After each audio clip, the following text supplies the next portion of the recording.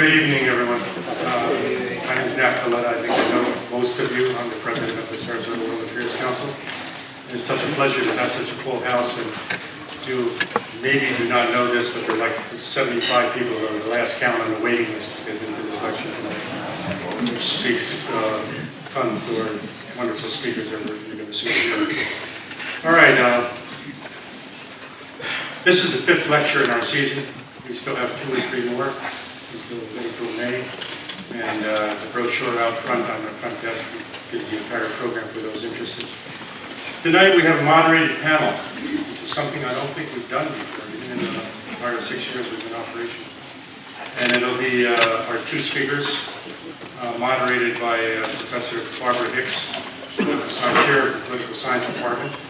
You'll soon meet Barbara. I don't want to take up any time because I think there can be a lot of questions and we want to give the audience a chance to fully participate. So without further ado, I'm going to invite Program Director Lynn Partington to come up and introduce our speakers. Thank you for coming.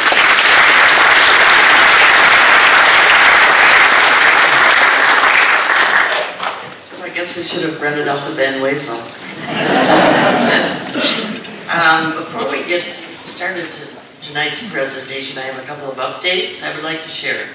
On March 7th, we're going to return to Zoom just for that evening only, as we feature former Director of National Intelligence and CNN political analyst, General James Clapper.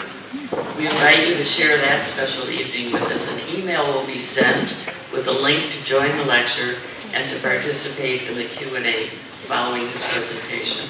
Then on March 30th, our final and timely in-person lecture here before our spring break will feature the Director for Israel-Palestine Conflict Program at the United States Institute of Peace, Lucy Kurtzer-Ellenbogen. She's going to update us on the situation in the Middle East, and given, I'm sure what you've seen in the news, there's a lot of unrest there, and she's going to update us on that. So, to say that I am honored to introduce tonight's speakers is truly an understatement. I have been waiting over 2 years for this evening. Dr. Angela Stent is a foreign policy expert and non-resident senior fellow at the Brookings Institution and one of the foremost experts in this country on Russia and Vladimir Putin. She's a professor emerita of government and foreign service at Georgetown University. Dr. Stent planned to come to Sarasota for an October 26, 2020 SWAC event just 8 days before the U.S. presidential election, which would have been very interesting. COVID, unfortunately, had other ideas, and the meeting was canceled. She presented the lecture via Zoom and was one of SWAC's most popular speakers. Last year, she was scheduled again to join us, and once again, this event was postponed due to a resurgence of COVID. As she had done the year before, she participated via Zoom again on February 15th, along with the former ambassador to Ukraine, William Taylor. As it turned out, that presentation was just 9 days before the Russian invasion of Ukraine on February 24th. Finally, after such a long wait, I'm so grateful that she is here. I almost can't believe it. In person this time, in what may be just days or weeks before a major Russian spring offensive poised to defeat and destroy Ukraine. Not only is Dr. Stent finally here in Sarasota, but joining her this evening in a double-featured event to provide us with an even more complete picture of the region, including early events leading up to the conflict and the importance of diplomacy as a solution. I'm honored to present former U.S. Ambassador to Ukraine from 2016 to 2019, Ambassador Marie Yovanovitch. She was a career diplomat, formerly serving as the U.S. Ambassador in Armenia and the Kyrgyz Republic, and is currently a diplomat in residence at the Institute for the Study of Diplomacy at Georgetown University. The format tonight, as Nat said, is going to be a discussion moderated by SWAC's own Vice President, Dr. Barbara Hicks, who's chair of the International Studies Department here in the new college. We have our usual Q&A following the presentation. I'm sure there are going to be many questions, and I'm just as sure that there will not be time for all of them to be answered. Fortunately, both Dr. Stent and Ambassador Yovanovitch have recently written wonderful books, in-depth books, both of which I have read and highly recommend. Dr. Stent's book, Putin's World, won the Fletcher School of Law and Diplomacy's prize for the best book on U.S.-Russian relations. So much has happened since that past year that she has recently added a chapter detailing the latest up-to-date information on Russia and Putin. Ambassador Yovanovitch's book is a New York Times best-selling memoir detailing her recent experiences as ambassador to Ukraine and the importance of diplomacy. Therefore, in order to provide you with more detailed information, given the critical nature of the conflict in Ukraine, SWAC for the first time is offering the opportunity for you to purchase tonight's speaker's books with credit card, cash, or check, and have them signed by the authors following the lecture. I urge you to please remain seated following the lecture until our speakers have left the room and prepare for the signing in the lobby. By the way, there will also be a familiar face at the book table. Our speaker from last year's popular Afghanistan lecture, Chris Nadone, flew down from Michigan just to help with this event. I don't want to alarm our speakers, but it's a bit of a cautionary tale. When you agree to participate in a SWAC lecture, you may have no idea what you were bargaining for. Next year, you will be selling books. So, without further ado, please welcome to the stage Dr. Angela Stent, Ambassador Marie Yovanovitch, and as tonight's moderator, SWAC's own Dr. Barbara Hicks. Thank you.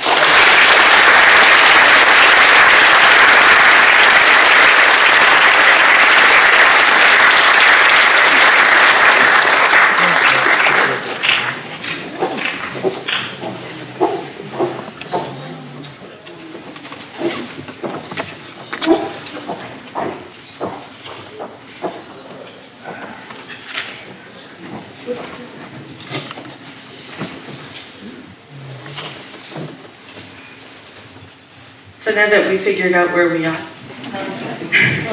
let me say, Ambassador Yovanovitch, Dr. Stent, it is an honor, a true honor to sit with the two of you and discuss Ukraine, Russia, diplomacy, and all the things that have interested me for 40 years. My hope is to offer a few questions that will spark a discussion and bring some interesting reflections from your books and your experiences, your vast knowledge on these topics. And so I ask you to feel free to move off the technical question to something else. We're holding handheld mics, so if you can't hear or something, please, we start to drop them, please let us know. Okay, so why don't I start with, I guess a standard question is, for both of you, is why did you write these books? To whom did you want to speak, and what messages did you want to communicate? Maybe Ambassador Yovanovitch? Sure. Can you hear me? No. All right, let me try again. Can you hear me now? Yes. All right, so that's a good start.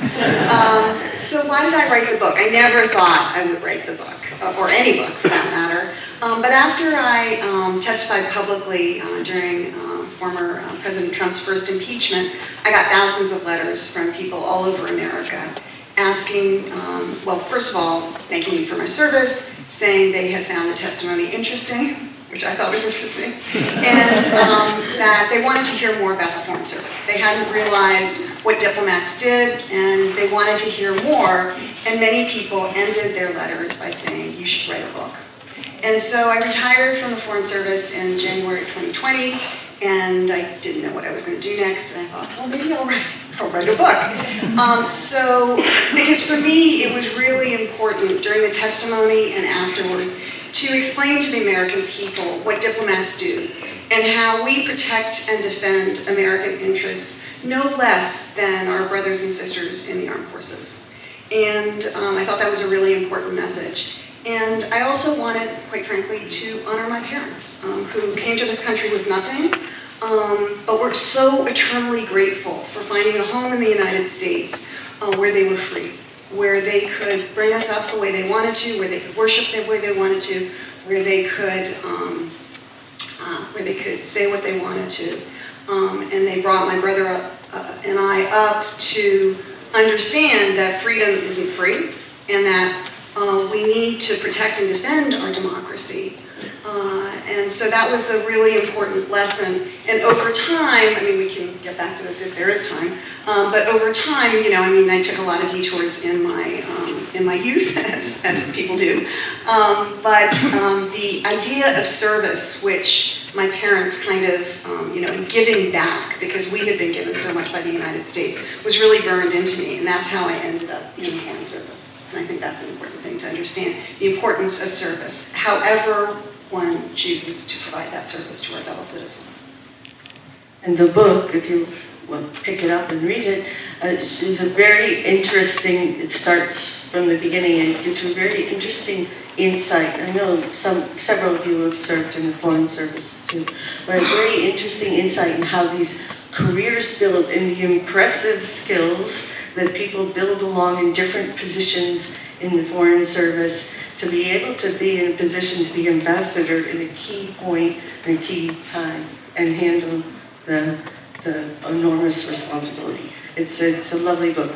Any few students over there wanting to join the Foreign Service, thinking about it, read the book. Come see me afterwards. Yeah. Okay, Dr. Stent. Yes, it's a great book. You should buy it. I first of all want to say, third time lucky, right? I'm finally here.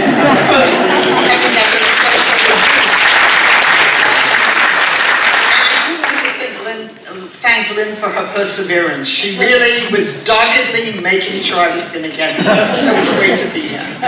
So I'll say a little bit about my book. I'm an academic. I did work for 2 years in the State Department, but I come to this as an academic.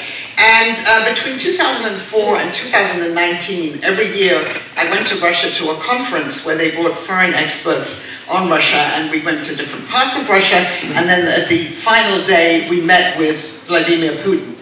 It started off as a small group. We would have these small dinners with him. Then he got other ideas, and after 2014, it all moved to Sochi, his favorite city on the Black Sea, and it got much bigger, more sort of like a Davos gathering. But anyway, I'd seen him over the years, and so I was really asking myself 3 questions, and I wrote the first version of this book, of course, before this horrible war began. And the first one was, why were so many of us in the West wrong after the Soviet Union collapsed? We thought that post-Soviet Russia would want to become more integrated with the West, not necessarily that it would become like the West, but that it would want to leave behind 1,000 years of czars and communist leaders who've been very repressive and move towards something different. And why were we also wrong in thinking that if we had a closer economic relationship with Russia, that would have a beneficial impact on political relations? That was the first question. The second question was, how did Putin's Russia, and now of course he's been in power for 23 years, with a GDP, per capita GDP the size of Italy, with a great demographic decline, with crumbling infrastructure, really a rather unmodern society, how is it able to kind of claw its way back and go back into areas of the world from which it had had to withdraw after the Soviet collapse? And why, and the subtitle of my book is, Russia against the West and with the rest. Why has so much of the rest of the world viewed Russia as a large authoritarian country with whom it can do business? And we see this played out now with the Ukraine war. The collective West has certainly tried to isolate Russia, sanction it and condemned it, but much of the rest of the world hasn't. So that was really the second question. And the third question was, what can we do about it? In Russia, there was 2 questions. Who's to blame and what can we do about it? Is there any way of interacting with Russia in a more productive way? That was a question that I was asking myself, when I was writing the book a couple of years ago. I think we know what the answer is now. So that's why I wrote the book. And it's fascinating. So, and as someone who teaches modern authoritarianism, authoritarians like each other sometimes. Okay, we'll leave that aside. So we have such expertise here in general on international affairs and diplomacy, but also on this region. And so I had this question for the end, but I think I'll start with it because I think it'll help us reflect as to how we saw this descent into war, what possibilities come back we have moving forward. And the question is this: will Russia who feels strong, or a strong Russia, ever really allow, without trying to interfere, Ukraine to be autonomous and to decide its fate in international politics? And we could extend this to Belarus and these other areas too.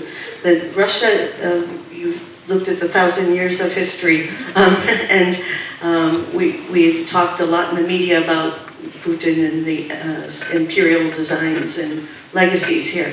And so one of the questions is, I think we could see at the collapse of communism, we could start to think that maybe this would be possible. But one of the questions here is, do you think the Ukraine can be independent with a strong Russia, when Russia does not feel that it's too weak to extend influence? Shall I take it? You could theoretically, if you have a different group of people in power in Russia. Putin now represents this imperial mindset. He now likens himself to the Tsar Peter the Great, who gathered in lands that Putin said belonged to Russia, the Baltic states in Peter the Great's time. And so Putin and those people around him believe that it is Russia's God-given right to dominate its neighbors. And this concept of kind of defensive expansionism goes back a few hundred years at least. Catherine the Great, the Tsarina in the 18th century, said, "That which stops growing begins to rot. I have to expand my borders in order to keep my population safe." So this idea that Russia has a right to dominate its neighbors goes back very far. And in Putin's case, he obviously has an obsession with Ukraine.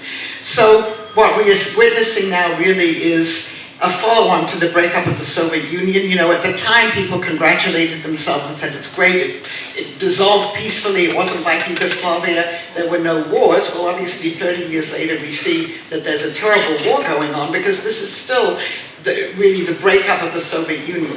And what we hope for is a group of people in Russia who would be willing to accept that Ukraine is an independent nation, it has a right to be an independent state, to make sovereign decisions.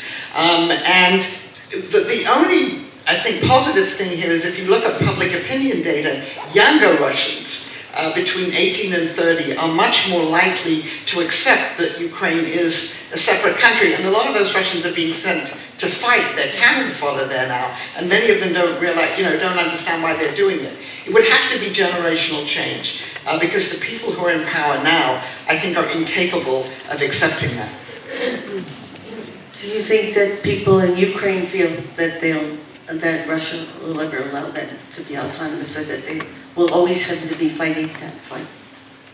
I think that before Bucha, which happened, Bucha was liberated at the end of March. And that's when the Ukrainian people and the Ukrainian government and President Zelensky himself saw the full force of Russian brutality. The murders, the tortures, the rapes, the list goes on, and you've seen this yourself.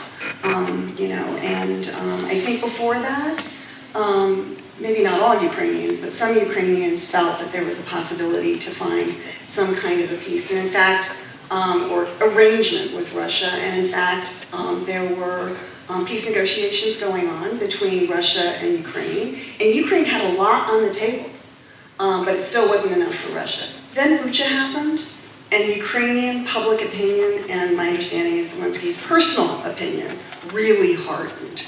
Because what the Ukrainians understood then is that this is not just a war for territory. It is a war against the Ukrainian people. The Ukrainian people do not exist, in Putin's crazy mind, as a separate people, as a separate culture. They don't have a separate language, and he was out to destroy them. They would either become Russified or they would be killed. And so under those circumstances, the Ukrainians have no choice but to fight and to keep on fighting. And I think that's, we saw that on February 24th, and we continue to see that all these, almost a year later, through, thick and thin, through, the most terrible atrocities, including the terror campaign against the people of Ukraine with these strikes against civilian infrastructure. And I think, the Ukrainian spirit is strong, and it will continue to be strong. Yes, yes, and I think back in the days as when they successfully pushed Yanukovych out of power, the pro-Russian president, I think there was this feeling that we could move on, and I don't think that feeling is so strong right now. But yeah, I think this war has really driven home that this is an existential battle. So I wanted to actually use that to get in the sort of geopolitical map there a little, to get into the descent into war. Because for many Americans, the war burst onto the TV screen as a build-up in Belarus and a build-up at the border last February.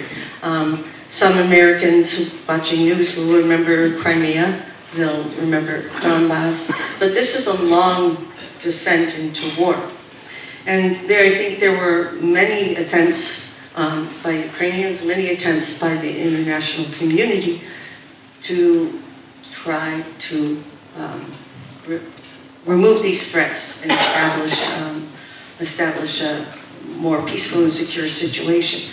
So I was wondering, I think especially, both of you, but especially Ambassador Yovanovitch, you were there for some of those attempts. Can you discuss some of the efforts that were made, whether they were made to help Ukrainians build their defensive security, their sense of security and their defensive capacity well before the invasion, back maybe before Crimea, but especially after Crimea, and whether these attempts were well coordinated, Europe, US, and right, or whether in fact they were not fully effective, or there were things we could have done.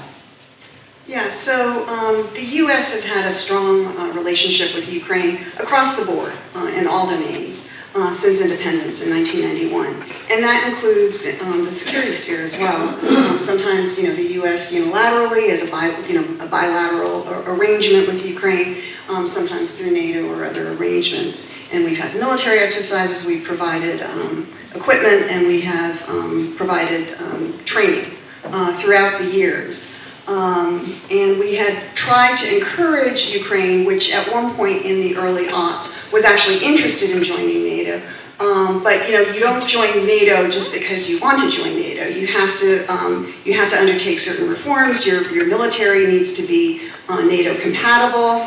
And for a post-Soviet military, that is a lot of work. NATO is, as we sometimes said, a marriage of civil societies.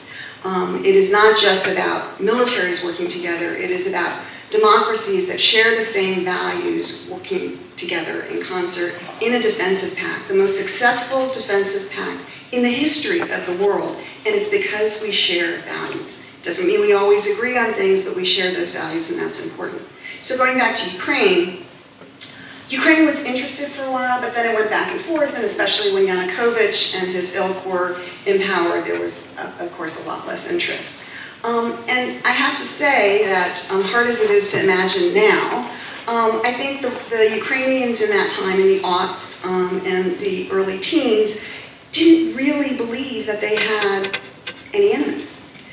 They knew that there wouldn't be an attack coming from NATO.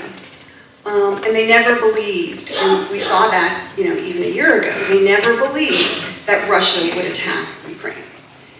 Again, even though there was the experience of 2014, 2015. And so there wasn't, a lot of oomph behind the reforming of the military and getting it up to speed. And so in 2014, first there was Crimea, which happened in the flash of an eye. And there wasn't really fighting there, but then there was Donbass in the east, and the Ukrainian military was on its, back foot. Total surprise. by this invasion in 2014. And, you know, ordinary people, like all of us, I mean, they went to the front and they defended their country. And then the Ukrainian military got its act together in the very late spring and the early summer, and then they were starting to be able to push back, you know, this motley crew of Russian-led, Russian-controlled, you know, different kinds of people, whether they were people who, Ukrainians who for some reason wanted a different arrangement, but mostly Russians that were irregulars, not regular soldiers. And by August of 2014, the Ukrainians were winning and really pushing back the Russians. And then the Russian regular army came in and pushed back the Ukrainians. And during that time, I mean, that really focused the minds of the political elite, but also, of course, military commanders. And so from then on, I would say, well, maybe a couple months earlier too, there was a lot of interest in training and equipping and really being serious, not just from us, from the Brits were really, really good on this, Scandinavian countries, there were a bunch of countries, and then of course NATO, and we had our regular exercises with the Ukrainians as well, and the Ukrainians really took it seriously. And they demonstrated great capacity to do what we are seeing now, which is not only fight well, but also to innovate. And so our military was super interested when we provided them with equipment and different kinds of trainings, how the Ukrainians would innovate. Because when you are a big superpower like the US, you know, we don't need to innovate because we have, you know, more and more equipment coming and well-trained troops and everything else. We do it all by doctrine. And we have never had a major war, or I shouldn't say never, but we have not had a major war recently against a peer adversary. Ukraine has. So there was a great deal of interest to see how the Ukrainians were innovating against, if not always the Russian military, against a force that was controlled by the Russian military. And so, you know, I would say actually we did provide a lot of assistance over the years to Ukraine. I think what has gotten a lot of coverage are the javelins. So javelins, everybody now knows, anti-tank missiles.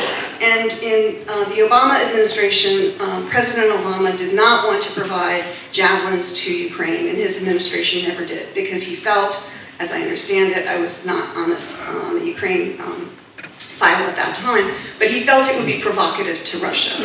When I think, you know, everybody else in his administration, including, you know, then Vice President Biden, felt that it was the Russians who were being provocative because they were attacking a sovereign nation in 2014, 2015. Be that as it may, that was the decision that was made by the Obama administration. When President Trump came into office, he resisted for a long time, but his cabinet was more successful than Obama's was in reversing his opinion. And so by the end of the year 2017, he made a decision to provide the javelins, the first round of javelins, which I think was about 250. There were caveats in terms of their use, where they were going to be stored, and later that next spring in 2018, they were delivered. And then, of course, there was the 2019 perfect phone call between former President Trump and President Zelensky. Some of you may remember, I certainly do, where basically he was holding up the second shipment of javelins that Congress had authorized in exchange for dirt on President Biden, now President Biden and his son. So, you know, there's a lot of focus on the javelins, but, you know, until recently, until this, you know, major invasion, the javelins were not the game changer, because by the time the Ukrainians got their first shipment of javelins, it was no longer a tank war in Ukraine. It is again now, as you know, from watching the news, but at that time, it was no longer the game changer. So I would say that we actually provided a lot of support, and that the Ukrainians were able to use it really well. And then just one other point on this, I'm sorry to go on and on, but I feel it's important actually. You know, there's been some criticism of the Biden administration that we did not provide, you know, we saw what was happening, we knew what was happening, we knew what what Russian intentions were, and we didn't provide the Ukrainian military with the kinds of equipment that we very quickly started providing after the Russians invaded. And I think that President Biden made a decision. He made a decision that if he provided those, that security assistance in advance of an actual invasion by Russia, that the alliance would become very divided. Because our allies would say, the Russians haven't done anything, and you'll remember that Germany and France, until the very end, did not believe that the Russians were going to invade. And so they would say that we were the ones who were being provocative. We were bringing this on. And I think Biden decided that it was more important to keep the alliance together, to keep our partners together, to maybe provide equipment and training, et cetera, additional equipment later, but to do it together. And I think you can see that continued thinking in the discussion of the Leopards and the Abrams and the U.S. tanks. Thank you very much. Do you want to weigh in, or should we move on? I think that was a pretty Yeah, yes, comprehensive no, it is, and the amount of, I think, for some of us watching before the invasion earlier on, the quickness with which the Ukrainians were adopting new military strategy was really. But they have done that all something. along. I mean, it's crucial to know. Yeah. Okay, so before we got this major war, Putin's regime had this pattern of trying to interfere with, undercut neighboring states, Georgia, Ukraine, and when necessary by force, taking a piece, took a piece to Crimea, a very big piece, then in the Donbass, and eating away all these psychological sort of propagandistic operations to weaken the countries. So it says weak puppets. But that is not, then we see this shift to the strategy of all-out real invasion. And maybe this is a question for you, Dr. Stent. How do you see that decision being made? And on what basis do you see that decision being made? A lot has been made of Putin looking at maps of the old empire during COVID. A lot has been made of thinking of his legacy, but this sort of moving off of his carefully planned elements to this pretty risky invasion was a big shift. Yeah, I mean, it's a great question, because beforehand, he didn't seem to be such a risk taker. In 2008, he went to war with Georgia. They could have gone to Tbilisi. They could have taken out Mikhail Saakashvili, the president whom Putin hated, but they didn't. They didn't annex, but they declared independent South Ossetia and Abkhazia, and so it made it very difficult for the Georgian government to function, and it was partly occupied by the Russians, but they withdrew. And even in 2014, yes, they took Crimea, they started the war in the Donbass, but then they did sit down, they signed an agreement with the Ukrainians, the Minsk agreements that neither side ever implemented, but they stopped. So what happened? And I mean, Putin's resentments, I think, against the West were getting greater and greater as time went on, but I really do think the COVID factor comes into it there. Because he was really isolated for really 2 years. I mean, you've seen the pictures of him at the long tables with people, but for 2 years he didn't see any world leaders, he didn't really interact with them, and he had this small group of people around him. And in Russia, the formal positions are important, but informal ones are too, and he has a number of people who are his close friends from way back in St. Petersburg, partners in crime, I would say, as well. But anyway, they sat around him and they reinforced all of these smoldering resentments. And he really did have his eyes on Ukraine. I mean, in 2008, at the NATO summit, when Ukraine did not get a membership action plan, he said to President Bush, "You know, George, Ukraine isn't even a country. Half of it used to belong to the Austro-Hungarian Empire, and the rest of it belonged to us." And we had an event some months ago at Georgetown University honoring the late Madeleine Albright, and President Clinton was speaking, and he said he had a similar conversation with Vladimir Putin in 2010, when Putin said to him, Ukraine isn't a country, and I do not feel bound by any of the agreements that we've signed with Ukraine.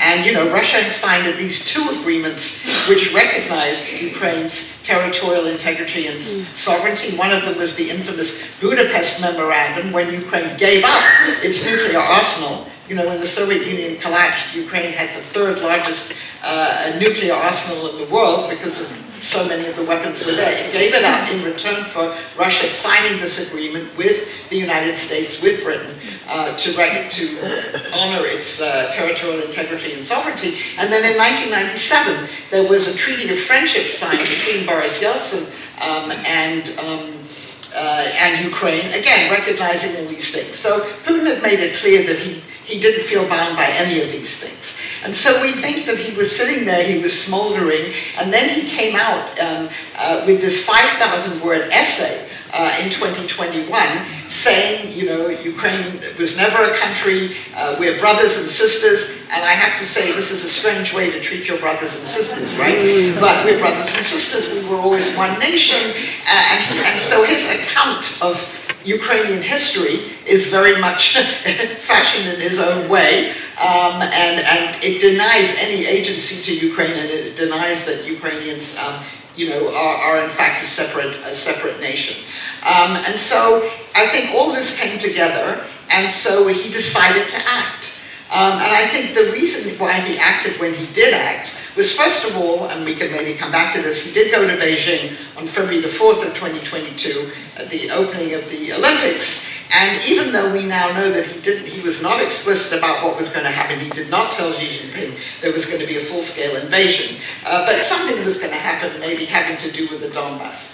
And so he was kind of reassured then, at least he reassured himself, that the Chinese wouldn't do anything to object to this, and of course they haven't. But I think what also, the timing was also partly a factor when he looked at, first of all, he looked at Ukraine.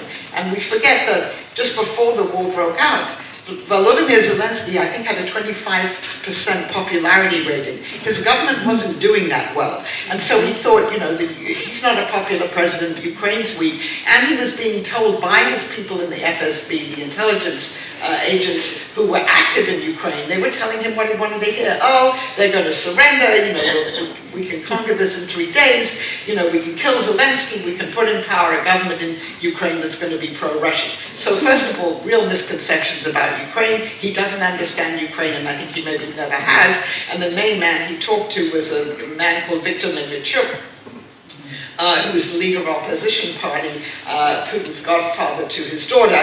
And so he was getting, you know, misinformation about Ukraine.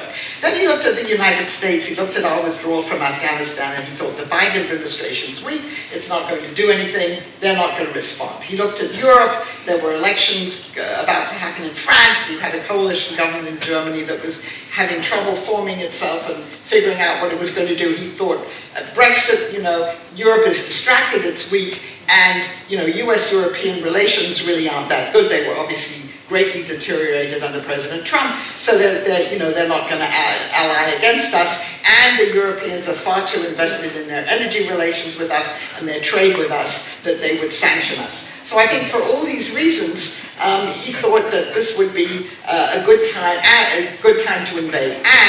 And he also didn't understand what the state of the Russian military was, obviously, because he had no idea how badly his army was going to perform. So I think for all of those reasons, he decided that was the minute to do it. These resentments were there, and he threw caution to the wind. Maybe because he was about to turn 70, he thought, what's my legacy going to be? You know, and this is the time to do something. There are also all these rumors about his health. We don't know if any of them are substantiated. Ambassador Yovanovitch and I were at a dinner with William Burns, the director of the CIA, who got an award from Georgetown University. And I think, you know, he said again, and he said it publicly, you know, there's no proof that there's really anything wrong, either mentally or physically with Putin, but, you know, we'll...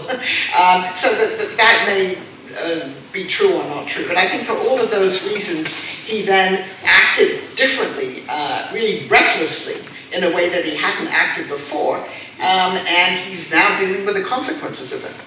And the consequences are Ukraine wasn't as weak as they thought. And so is this Ukraine is this strength, the coming together under attack? Or did you also see the development of this sort of strength and sense of independent nationhood and the foreshadowing of it before the war? I think we did. So I was in Ukraine from 2001 to 2004 as the number 2 at our embassy. And so 2001 was 10 years after independence.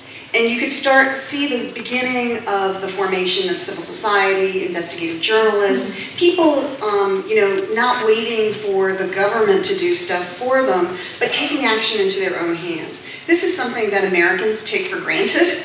We don't even really know the term civil society, which is, basically it's the Boy Scouts, it's your church, it's organizations such as this one where, you're just bringing speakers in and listening to them talk about, their areas of expertise.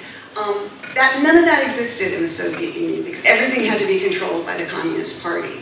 And then the Soviet Union fell apart, the Communist Party went away, and people didn't really know what to do. But by 2001, the Ukrainians were starting to figure it out.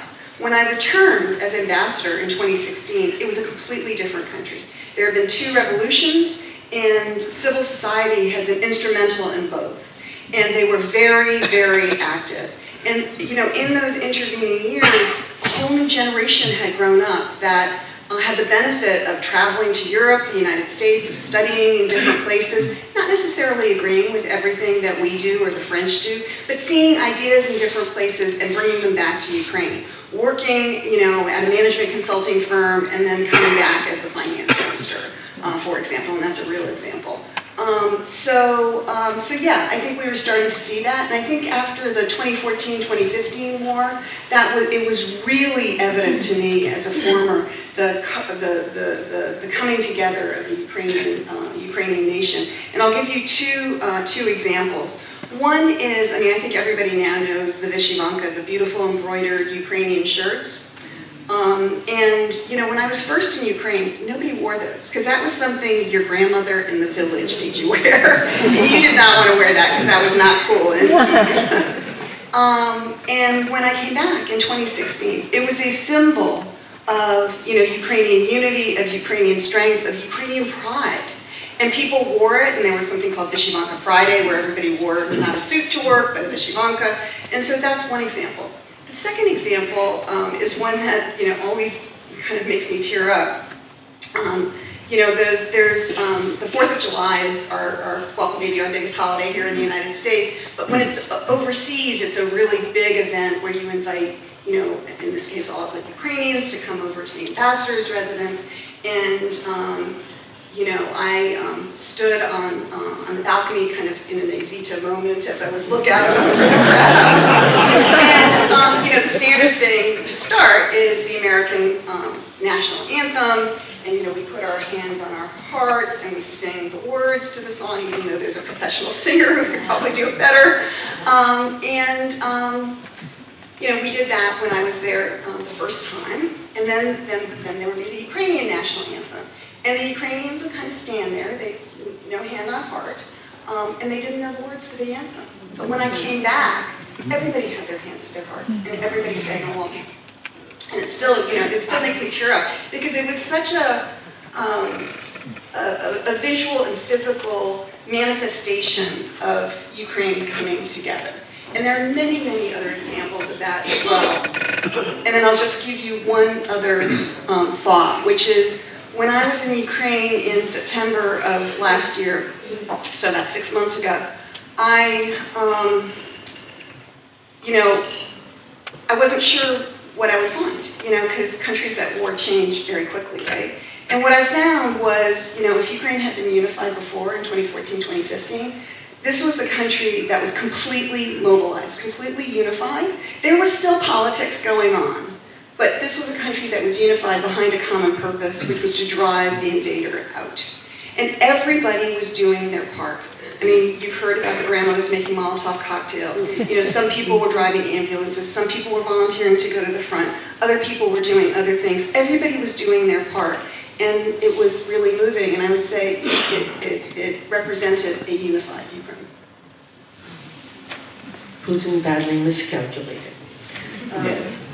I'm going to run along because we've got to save a little time for some questions. I'm sure you have them. But I'm going to jump to what's the end game for this war? Which I'm sure you get every single time. But I think it's important to think, because we're watching a buildup. It could be another way. We're watching attrition, lots of soldiers on both sides, probably even more Russians, dying, and just sort of fighting over one little trench around Bakhmut or something at great cost.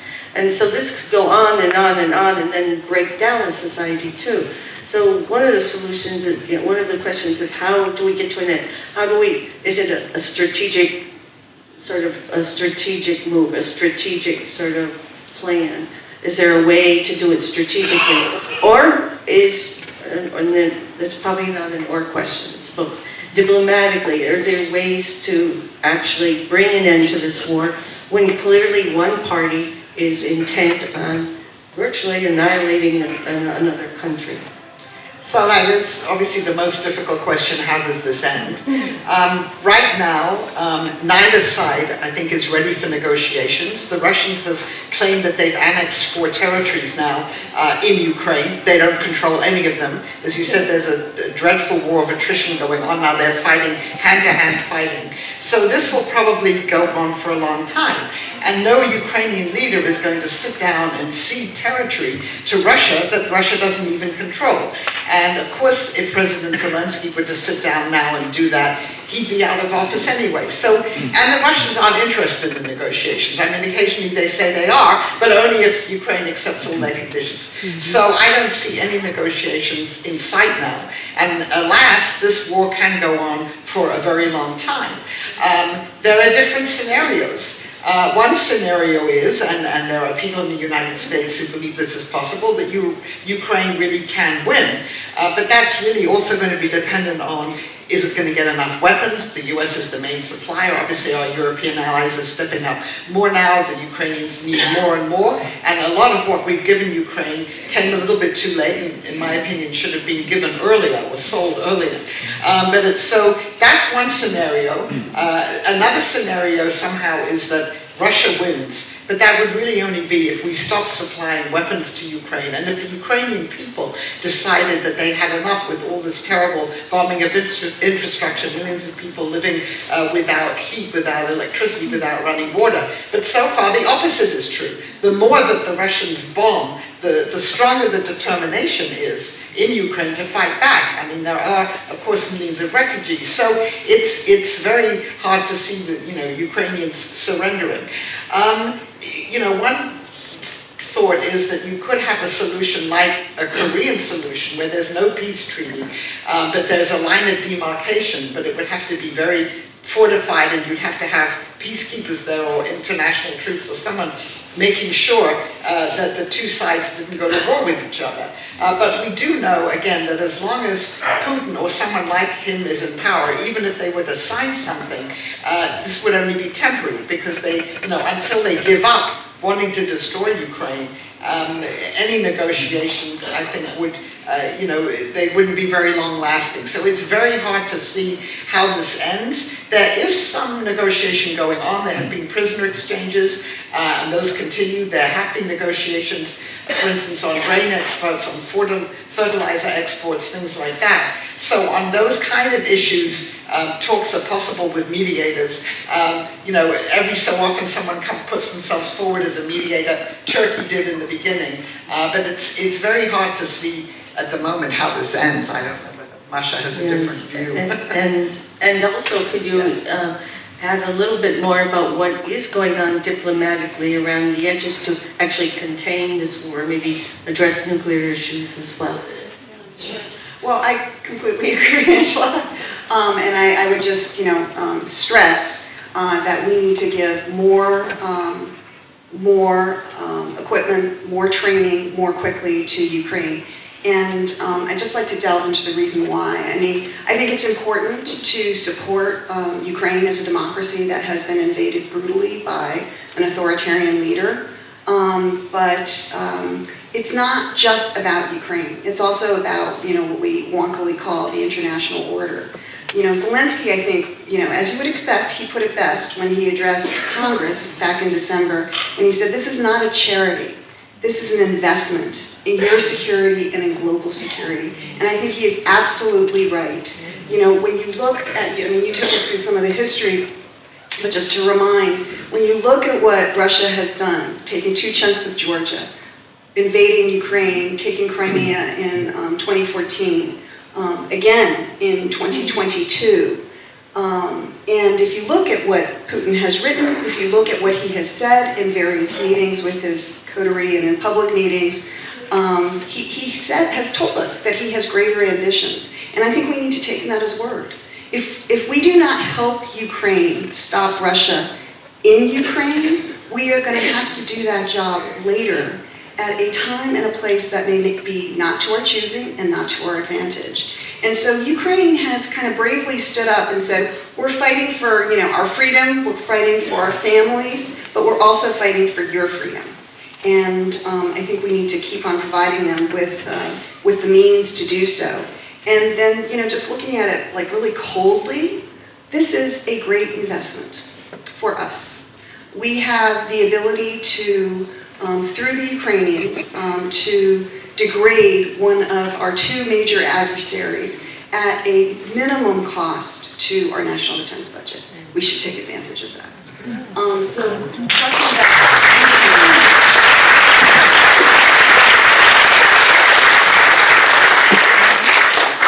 So having said those fire-breathing words, I am a diplomat. So I just want to actually answer the question, which, you know, we may not always see it. I think we see some of it. And, you know, one of the frustrating things about being a retired diplomat is you know there's more going on, but you don't know exactly what.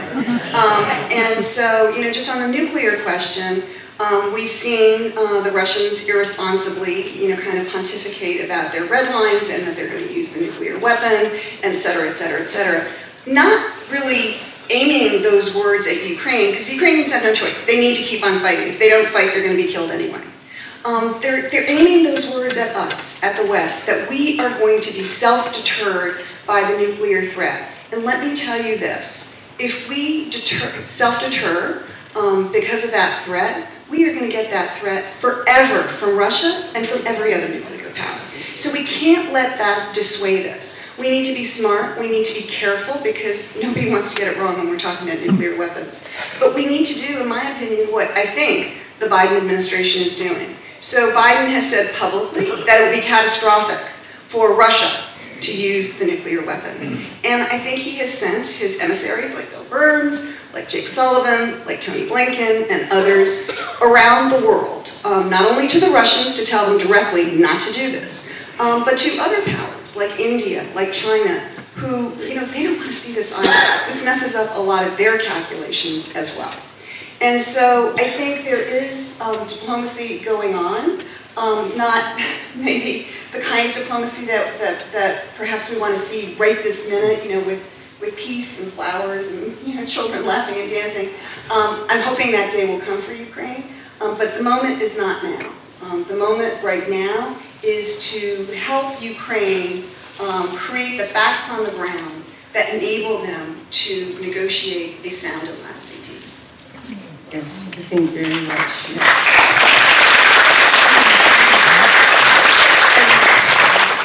One last question for me before I turn it over. I'm thinking about the domestic situation in these countries. The war is over. The borders are drawn. Hopefully Ukraine has most of its territory. And security is established. And we don't see a threat of war in the near future. What is the hope for the restoration of the type of civil society and democracy you were seeing growing in Ukraine? Because war, it brings a sort of unification around a nationalist, patriotic theme. Often it means regimes that have that repress opposition messages. It means if you're not for us, you're against us sort of mentality. And you need this to maybe fight a war. Is on the remainders of this war, are we going to see, do we see, well, Russia's a different case in a minute, but do you think we will see the vibrancy and ability of the government to allow the plurality and vibrancy to reassert and reemerge? Well, I don't think a vibrant civil society didn't go away on February 24th. In fact, I think it was invigorated. Because, nobody's telling people, you need to, volunteer to run this, to drive this ambulance. You need to start a soup kitchen. You need to do X, Y, and Z. People are doing it of their own accord. They're looking around their neighborhood. There's an older person that needs, food or to get to the hospital, and they are doing this of their own accord. That is the very definition of civil society, and they are organizing it themselves. I mean, this is how, the armed forces obviously are the greatest force, and the territorial defense forces, but they are being supported by civil society, by people driving from Lviv with, souped up cars and various other things. And so those people haven't gone anywhere. They've perhaps found, different foci to work on, because this is a crisis. And so they haven't gone anywhere, and I'm very confident that they are going to be building the new Ukraine when there is victory. I would also say, I guess I'll leave it there. Yes, and the question is, can it go through civil society up to opposition parties? Can there be a party that represents pro-Russian interests in Ukraine, or Russian-speaking interests in Ukraine that isn't a threat to Ukrainian democracy or something? Right now, it's a little difficult. Yeah, absolutely. Right now it is a little difficult, and the issue of lustration, which is basically making, there's a question of a law that would not allow people in the opposition bloc and other pro-Russian parties to hold office for 10 years. And I think that is something that is very controversial. I think, we had that experience in Iraq with the Ba'ath Party, right? Didn't work out so well for Iraq and for our interests in Iraq. And I think we are sharing that with Ukrainians. There is, I think, a natural desire to do that, but it comes with consequences. Political, if individuals have done things that are traitorous, like Medvedchuk, the head of that party, then he should be prosecuted to the full extent of the law. But it should be on an individual basis, if you ask me. And so, political pluralism, free and fair elections after, I was talking to an election expert on Sunday, and he said you can actually hold elections during a time of war. It just depends what the law says, and the law, it's not in the Constitution or anything, and the law can be changed. So I think these are all questions that are very relevant and are still kind of up for discussion. And now on maybe a less cheerful scenario, the future of Russia when it comes to democracy. So we were talking, and clearly Putin has encircled himself with people who reinforce him. He has even in the last couple of years, purged people who were in the inner circle who might be even slightly more independent thinking or contradictory. He may not have health problems now, but he's going to die someday. And he may decide that the 2024 election might be a good retirement period, especially if the war isn't going well, under certain conditions. But do you see him having an exit strategy that's viable, and anything but another Putin or Prigozhin, even worse, getting into power? Well, Putin has the problem that all autocrats have, and that is, how do you leave power, and, with your assets and your liberty, and sometimes your life.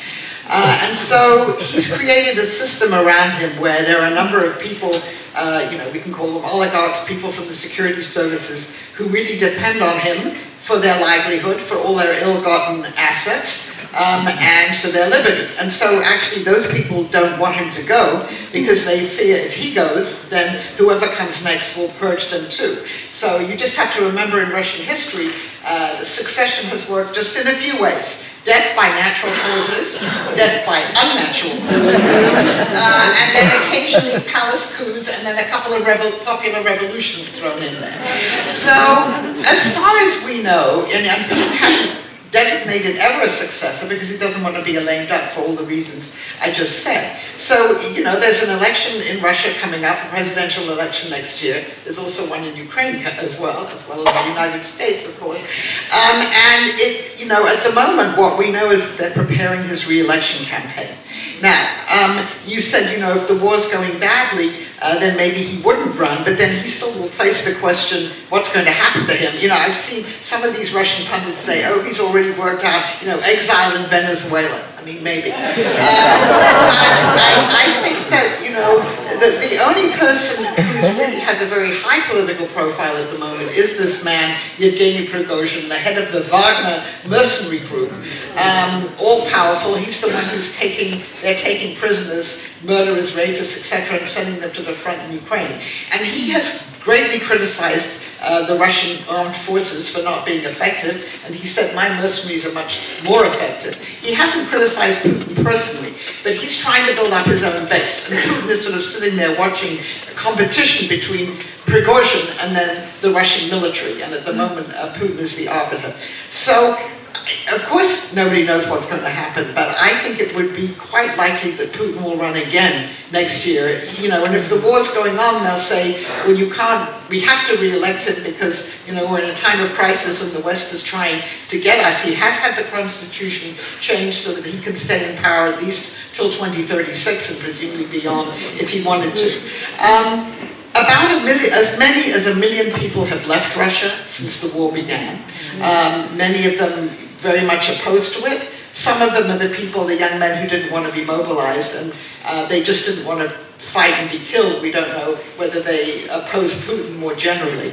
And there are groups outside Russia that are already thinking about what comes after Putin, more pro-Western democratic people, different groups competing with each other, but it's not very likely that they're going to come back immediately. So I think if Putin were not to run for some reason, or if something happened to him, then I think you would still have a group of people come to power who share his views, these imperial views, but there would also, I think, be a succession struggle. So it could be, quite unpredictable what would happen there. I don't know how many of you have seen the Death of Stalin, the movie, which is a sort of, it's a comedic recounting of what happened after Stalin died. But you could see something like that. So, and right now, of course, Putin is trying to tamp out completely civil society. He's closed down all of these NGOs, parts of civil society like Memorial, that looked into the Stalinist crimes, even the Moscow-Helsinki Commission, which was formed in the Soviet era to monitor Russia's compliance with the Helsinki Agreement. So civil society would really have to reconstitute itself. And I think what we're seeing in the public opinion data is a very passive population that has kind of been numbed by all of this propaganda that has been fed to it. And I think at the moment it would be very hard to see it mobilized. Your comments bring another reason that Zelensky's right that this isn't a charity cause. One of the issues, if we look back, Putin telling all of our presidents, Ukraine doesn't exist. He doesn't honor an international agreement he signed. One of the reasons he's with the rest is in opposition to the liberal international order, they call. And in many ways, Ukraine signing on to this is going to be crucial for addressing some of the concerns for Ukraine to move on. And this goes to the justice concerns. We are already seeing international organizations, human rights organizations in there documenting these horrendous crimes. And that cry for justice to be able to move on is very important. So I think in some ways, Ukraine's also very invested in investing in these international institutions because they're not likely to get justice from Russia. And it's going to be a little hard to hold Russia to account, but there's investigations through international courts and international organizations. I think the international part is really important, but actually, I think the ones who are doing the most work in terms of investigations are actually Ukrainians themselves. I mean, you know, after they liberate a town like Bucha, for example, I mean, people are, you know, investigators are on the scene, trained investigators are on the scene right away. They're getting the evidence and photographing and documenting evidence almost in real time. And, you know, the Ukrainian woman who shared the Nobel Peace Prize this year has an NGO that is devoted to human rights, and now 100% of their time is focused on, you know, getting the evidence on these crimes. When I saw her in December, she was visiting Washington before she went to pick up her Nobel Peace Prize. She said, you know, she was committed, her organization was committed to get justice for every single Ukrainian family who deserved justice, and for, you know, the Ukrainian people as a whole. I mean, it was really moving. Yeah. Thank you. Thank you very much. And now I'll stop taking up the floor here and open up the floor for questions. Please do as I say, not as I do, and keep your questions very succinct because because we want to get a lot of people's Long answers. Good evening. Thank you very much. My question concerns your views about the likelihood of continuing robust assistance from the United States for Ukraine that will be timely, significant, etc. In view, in particular, of the change in the control of the U.S. House of Representatives. There's some discussion of losing bipartisan support for that. How do you read that? Where do you see that going? So it's a real concern, obviously. Many people have quoted Speaker McCarthy saying that there's no blank check for Ukraine. But so far, the bipartisan support for Ukraine has been pretty strong in the Congress, and more assistance has been forthcoming. I would be concerned about what's happening this year, but more importantly, what's going to happen next year in the presidential election. And if you get someone coming, winning the presidential election, who wants to pursue a more isolationist course, who thinks we shouldn't, you know, support Ukraine. Obviously, the Trump wing of the Republican Party doesn't think we should be supporting Ukraine, and thinks that, you know, we should be working with Russia. So I think it's a real concern, and I know that when I'm in Europe, our European allies worry about that greatly too, because we've really been the ones that have inspired them and have really egged them on to supply Ukraine. So I think it's a concern, and therefore it's very important for people who believe that we should continue supporting Ukraine to make their voices heard. Yeah, I agree with Angela that this is a concern. If I could share, you know, a glass half full interpretation after the glass half empty version, not version, but information. So I mean, we're good through July or August of this year with the almost $40 billion allocation for Ukrainian security needs. After that, you know, then there's a question mark. But I think that traditional Republicans still see, you know, the geopolitical reasons to support Ukraine, but increasingly they are making the economic argument for why to support Ukraine. That this is, you know, dollars and cents, this is a really good deal for the United States. That we degrade an adversary with no boots on the ground. And so I think we can expect to see more of that as well. And then just as another data point for what it's worth, a Ukrainian friend of mine was up on the Hill on Friday, and he talked to a majority staffer who said that they expected that even in the House, that they could get enough crossovers, Republicans who would vote for another big package for Ukraine. But it very much depends on what happens over the next 6 or 7 months. I mean, we heard this, you know, publicly from Bill Burns on Thursday night, and you're hearing, you know, you're reading this in the news as well. I think the Russian attack is already starting. They're probing to see, you know, the weaknesses in Ukrainian lines, and I think we can expect to see a full assault soon-ish. And of course, there's a big anniversary coming up. And the Russians are not going to wait for all of the leopards to arrive in Ukraine, right? They're going to strike as soon as they feel that they're ready and that circumstances benefit them. So what's going to happen over the next 6 or 7 months is going to be critically important, not only for Ukraine, but also the way the world, the West, and the United States views Ukraine. And so that's why you see Zelensky really pressing hard for as much equipment as quickly as possible, because he knows that supply needs to keep on coming in order to not only fight off the Russians, but to beat them. That is going to be critical. The more successful the Ukrainians are, the more likely it is that we are going to support them. I mean, that's just a cold hard fact. And I would agree, everybody here should write their congressman and senator and say, you vote the right way.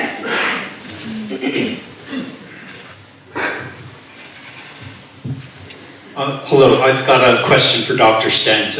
Today I read in Foreign Affairs online, there was a poll published by leading experts about the end game for Ukraine and whether the Ukraine would cede territory as part of a peace plan or war-ending strategy. I'd like to know about Crimea, and since 2014 that's been in Russian hands and the Ukrainians say they want it back, but there's some ambivalence, I feel, amongst the United States and its allies. Can you first tell us how our own government feels about that, or what is going on in Washington? Because that's food for people who oppose a free lunch, right? And how our allies feel about a complete recovery of Crimea for Ukraine. You are one of the people in the poll who you can explain your own position. I think everyone would love to hear it. But this seems to be a very large issue that is yet been resolved amongst allies of Ukraine and even in our own government. So, I mean, I think that I don't necessarily think everyone in our own government agrees on this. There was a piece in the New York Times a couple of weeks ago saying that there are some in the administration who believe that not only Ukraine can take Crimea back, but it should try and take it back soon. I don't think that view is shared by everyone. I think when you get to the point of, what would really provoke Putin to do something irrational? I mean, I personally don't think he would use a tactical nuclear weapon, but, he's obviously threatened to do it. Then, the taking back of Crimea would probably be something that at least would elicit a very strong Russian response. I think in terms of our allies, I think it depends on the country. Probably Poland and the Baltic states and the UK would be more in line saying, well, they should try and take it back. France, Germany, countries like that, I think would be a little bit more circumspect about it. And so, when we mentioned that there was discussion in February and March about there were negotiations about a possible peace deal, which then, of course, fell apart. But one of the things then was that President Zelensky said, Crimea is something that we will leave, for a little bit further, or I don't know, 10 years, 15 years, something like that. And I think we've heard different things from him now. He's obviously said that he, would like to go back and put his feet in the sea in Crimea. But I think, I think that the administration is divided about it. And I think that poll had to do with whether people thought that Ukraine would have to give up a substantial amount to make territorial concessions. And I was one of the people who disagreed, right? And a number of us did. But I think within our own administration, there's no consensus on this. Henry Kissinger has proposed a deal where the Russians get to keep what they have currently now occupied, and the western part of Ukraine joins NATO. Do you think that's a viable solution? I would just say, I don't know about much of things. Again, I don't think any Ukrainian government at this point is willing to make the kind of territorial concessions Kissinger's talking about is that, is the land that Russia was occupying before the full-scale invasion. I'm not sure that they're willing to do that. What do you think? Yeah, and I think Kissinger himself is changing his opinion because he came under withering attack when he made those statements. I think, one of the things that people like President Putin can't understand is that Ukraine is a democracy. It's a struggling democracy. It's not perfect, like all democracies. But it is a democracy. And so Zelensky is leading his people, but he is also reflecting their desires, their ambitions, their views, and he is being influenced by them. And I think we could see that after Bucha, and I think we could see it in the Crimea question. Because I think that, at least at this point in the Ukrainian psyche, they want that peninsula back. It is Ukrainian land. And if today, the way things are right now, if today Zelensky put that on the table, I don't think he would be president for long. I mean, it's right now that is a red line for the Ukrainian people, and he understands that. Things can change in wars and just in life, but I think that's where they are right now. Oh, can I say one other thing about Crimea? So the Russians, when they talk about Crimea being Russian, they take this, arbitrary moment in history when Catherine the Great, seized Crimea 300 years ago, and all of a sudden it was Russia. But before then, it was part of the Ottoman Empire, and before that, it was a Crimean Khanate, hence the name Crimea, Crimean Tatar Khanate. And so, history doesn't start just when Russia says it starts. History, is a long continuum. The other thing I would say, it is true that there is a majority of ethnic Russians in Crimea today, and it is true that it is a Russian-speaking entity. But there's a reason for that. During after World War II, Stalin deported the Crimean Tatars who inhabited for centuries that peninsula, and deported them mostly to Central Asia.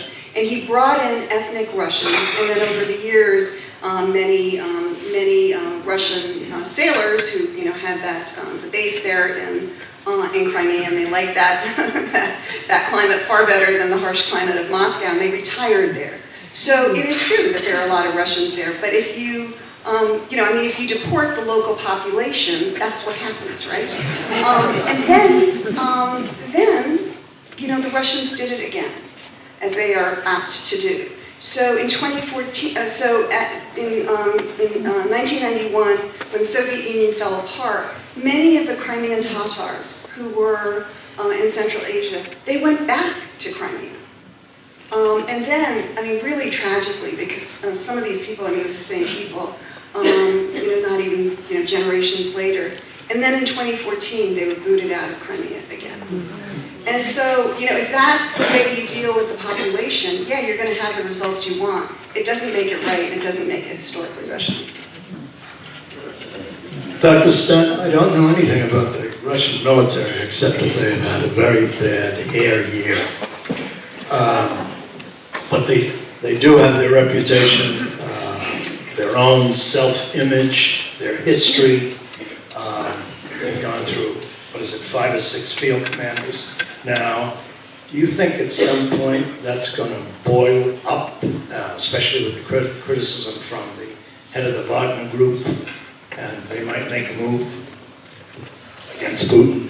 Right. So, this is a question that a lot of people are asking. If you look at Russian and Soviet history, particularly the Soviet period, the party was always very careful to make sure that the military was under its control. In other words, the kind of concern about military coups was there. You've seen Putin obviously switch around different commanders. He's now made the chief of the general staff now responsible for Ukraine. A few months ago it was someone else. So Gerasimov has now taken charge of that. Logically, you might think that the military would look out at what's happening, about the performance, and then about, this Prigozhin and the Wagner trying to elbow them out. And you might think somebody in the middle, and looking at the conduct of the war and say, this is terrible, we need a different leader. But the way that the Russian system has been constructed under Putin, it's very difficult to do. That doesn't mean it's impossible, but I will just, tell you one anecdote. So Putin has created his own National Guard, which he created a number of years ago, precisely, to protect him, to prevent revolutions and things. And when he was commemorating the victory in the Battle of Stalingrad, I guess 2 weeks ago now, if you saw him, he knelt at the monument by himself. There weren't any other people there. And he had people from his National Guard surrounding him, but none of them had weapons. And if you look at pictures from a few years ago, they did have weapons because they're ceremonial and they're standing there commemorating the Battle of Stalingrad. And the only way to interpret this is that he is so, and there have been other pictures of him, when leaders have died, he's standing at people's coffins where normally in honor guard they'd have weapons. None of them have weapons. So we can only deduce that he must be rather concerned about people around him holding weapons. So I'll leave it at that. I have a question. Putin made a threat early on in this engagement about atomic weaponry. I'd like to get a sense of your feelings about that statement because it's dictated how we've addressed the war. It had a great impact on our strategy or lack of strategy. And what do you think? Can I take him at his word? Would he actually, you know him better than I do, Yeah, I don't think anyone asked him if he'd actually use a nuclear weapon. No, he has made these threats right from the beginning, and they have affected what our administration has done, and both of us have already talked about that this concern about escalation has somewhat limited the speed with which we've been willing to deliver things and the kind of weapons that we have delivered. So what Putin wants to make us believe is that he really could do it. He wants to intimidate, first of all, the Ukrainians. Isn't working. He wants to intimidate the West and limit what we can do. And also limit alliance cohesion on this. And of course, again, not wanting to rehearse all the debates with the Germans have been particularly concerned about that, given their own history and World War II. And yet, and again, Masha already alluded to this, the Chinese, the Indians, countries that have not condemned or sanctioned Russia, they're very concerned about this kind of nuclear rhetoric. And Prime Minister Modi cancelled a meeting that he was supposed to have in person with Putin at the end of last year and chastised him for threatening to use nuclear weapons. And even the Chinese, in a very cautious way, have made it clear that they don't think that this is acceptable. So I believe that he will continue threatening this. I don't believe that he would use a tactical nuclear weapon because I'm not sure what it would get him. It doesn't necessarily get him territory. It would certainly get him a very robust response from the United States. And again, Bill Burns has been out. He's been quite apparently explicit about what the US might do if the Russians thought about using nuclear weapons. So I think that threat has been exaggerated. But on the other hand, I cannot tell you that I know that he wouldn't do it, because none of us know. And as long as he has nuclear weapons, I think he thought the fact that Russia is a nuclear power and has 6,000 nuclear warheads would in fact deter the West from responding to what he's doing. So in that sense, that's already failed. But you can't rule out 100% that he wouldn't use a nuclear weapon. Can you get time for a couple more? Hold on. I'd like to go back to a comment that was made by you, Madam Ambassador, when you were talking about NATO and and it being an alliance that had socio-political implications. Do you see a issue with what the kind of government that both Turkey and Hungary have at this point? The short answer is yes. I see an issue, and I think everybody, all NATO countries see an issue. Just as the EU didn't really foresee the idea of Brexit and kind of had to make it up as they went along, I don't think that, I'm not suggesting that Turkey and Hungary would depart the alliance, but how do you bring those countries, back into, kind of the fold, basically. And I think that's a real challenge, and I don't think we have even begun to grapple with it. Yeah, it's a real challenge.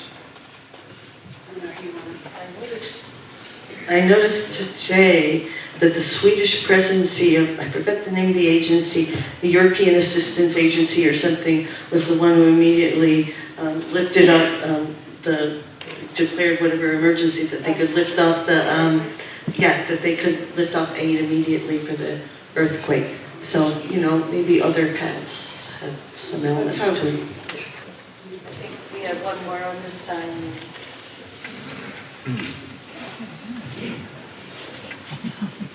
This last discussion on the dance with Putin and the nuclear warheads, will they or won't they, raises a larger question, and that's of a red line. Do you think that NATO and the US have quietly agreed, not publicly but privately, on a red line, which if Putin was to cross, would change the dynamics of the war and engage NATO and the US fully in the campaign, air power support, boots on the ground, etc.? And what might that red line consist of? Yes, tactical nuclear weapons, is it chemical, biological warfare, 100 Buchas, whatever? Or has the West and NATO so trapped themselves with this fear of escalating the conflict and making public statements that they would not have boots on the ground in any case, and Putin knows this, and as a result, if the war gets to the point that he is close to losing and he has deployed all his other assets, then he would be prepared to undertake, what shall I call it, whatever it is, the unthinkable, because he has said, I cannot lose, and he's prepared to do the unthinkable while the rest of the world watches. I want Angela to answer the easy questions.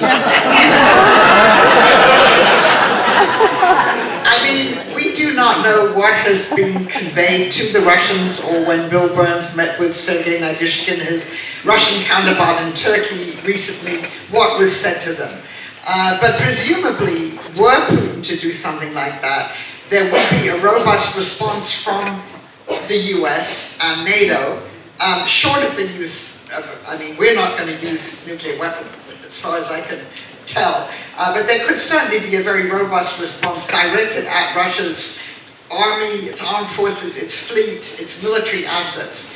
And so I think that's been made clear to Putin. I do think that the Biden administration has been very firm, and NATO has been firm, that there will be no NATO boots on the ground in Ukraine, because that would risk a direct confrontation between the United States and Russia particularly, and then that does, possibly escalate. I note that Jens Stoltenberg, the NATO Secretary General, is in Washington today. I don't know what he's been discussing, but I'm sure there are discussions about this, but I do think that the red line, at least for NATO, is no direct involvement with troops inside Ukraine. Yeah, and the US, not just NATO. Right. Yeah.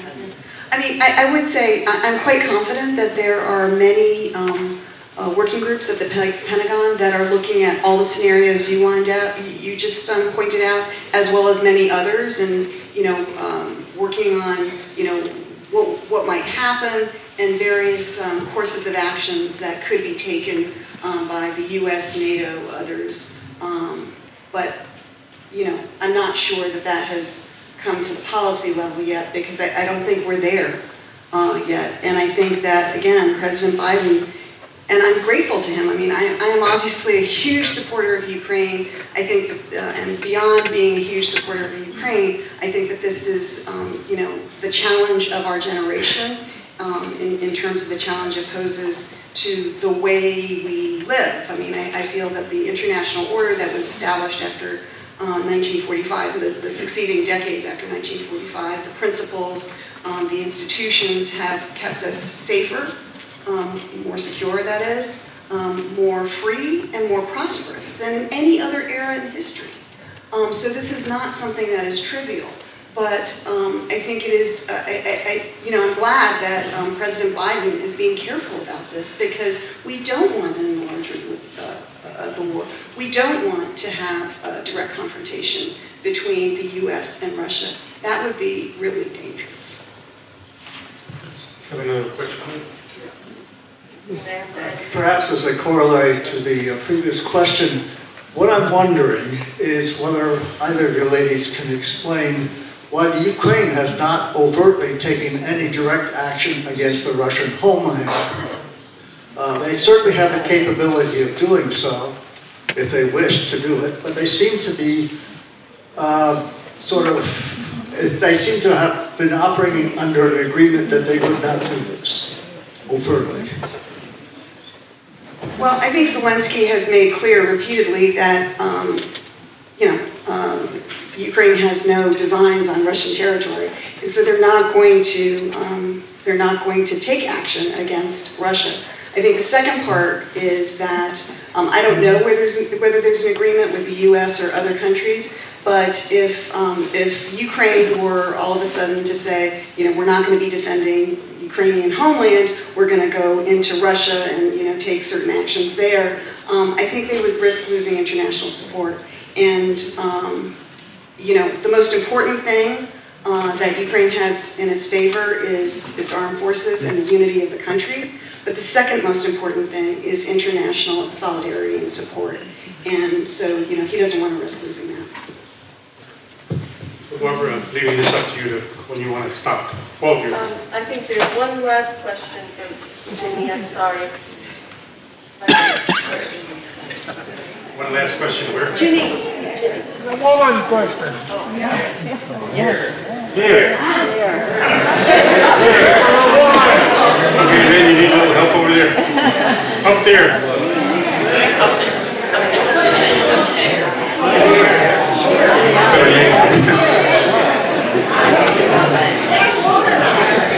Thank you.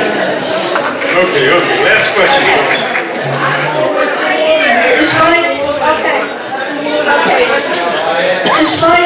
Okay, let's let Ginny have the last question and then we'll get to the book signing, but you'll all stay until our guests can. Despite all the sanctions that have been levied against Russia by very many countries, how has the Russian economy continued to function? And do you see a point at which Russian society either revolts or completely collapses? So far, the sanctions have not really affected ordinary Russians very much. If you're in a major city or even in the country, but let's say you're in a city, the supermarket is still, the shelves are full. It's just that the American and the European goods aren't there anymore. And instead of having Coca-Cola, you have a Vietnamese version of it or something like that. So the average Russian has really not felt the brunt of these sanctions yet. The Russian economy did better last year than people thought it would. I mean, Russia is still, selling oil and gas and other natural resources. Yes, the G7 and the EU have put a cap on the price of oil, so the oil is cheaper, but Russia's still selling a lot of that oil. And it's also, we can now see that it's managing to evade some of these sanctions. So what is affecting Russia is the lack of spare parts for things, the lack of semiconductors, and they're beginning to close down assembly lines on some automobiles and things like that because they just don't have the spare parts for them. They also don't have the spare parts to fix their own airplanes and things like that. So gradually it will have a greater impact on Russia, I think, this year. But I think we were mistaken about the impact or the immediate impact that we thought sanctions would have on Russia.